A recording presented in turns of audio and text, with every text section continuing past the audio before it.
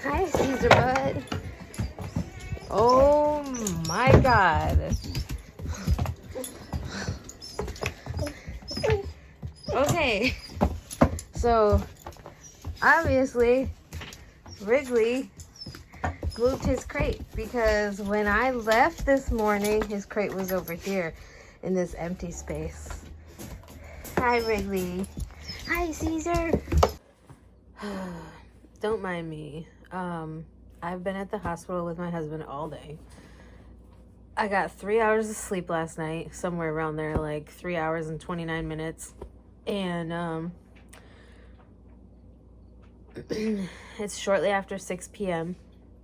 I was at the hospital at like 8:10 a.m. because visiting hours started at 8.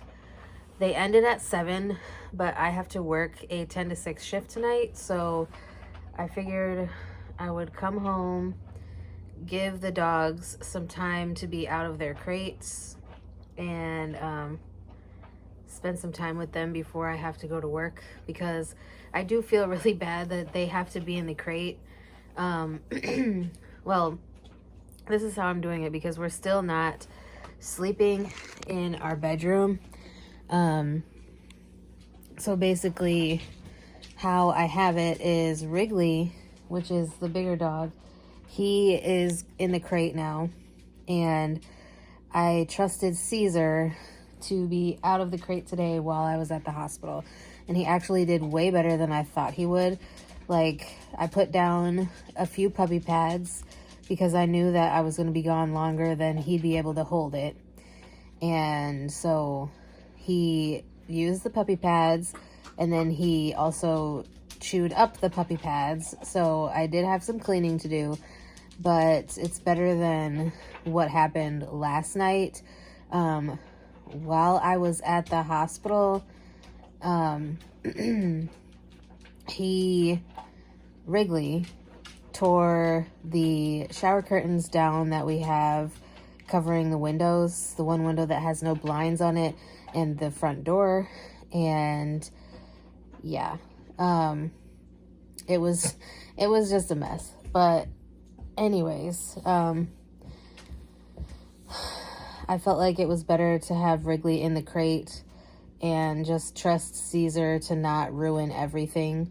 I'm a little bit nervous having to leave them all night while I'm at work, but again, I don't have a choice because I don't have anybody else that can watch them for me. It's just been a really long day. My mother-in-law is texting me right now, trying to see what's going on with my husband, and yeah, it's frustrating, but I'm so exhausted, and I really don't know how I'm going to be able to get through this 10 to 6 shift tonight. And then they're possibly saying that my husband can come home tomorrow, but it all depends on how he does. They started him on Xarelto, and he's going to have to be on either that medicine or another blood thinner for the rest of his life, because this is the second time that he's had issues with DVT, and this one is way worse than the first one. Like, this one, basically, the doctor was saying that it's almost his entire right leg is a clot. So yeah, it's pretty bad, but it wasn't bad enough that they felt they needed to do interventional radiology to do a procedure to bust up the clot and get everything out of there, I guess. I don't know how to explain that.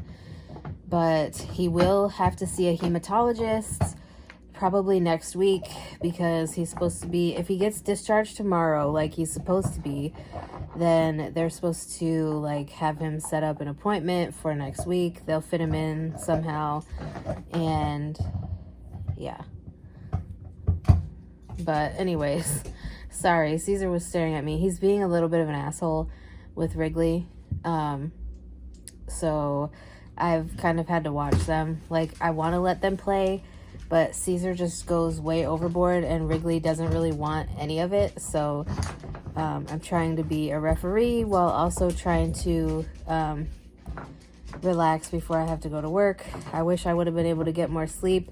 I did fall asleep for like 10 minutes at the hospital, and then everybody started coming in to the room. You know how that goes. So yeah, I just thought that I would share that little update. I'm glad to see that my husband seems to be feeling better. He said he's able to move his leg a little bit. It still hurts, but not as much as it did yesterday before we went to the ER. So I'm hoping that this does the trick, because I think it would be awful to have to bury my husband. So yeah, anyways, that just changed the mood, ruined it, and the end. I will talk to you guys again in my next video.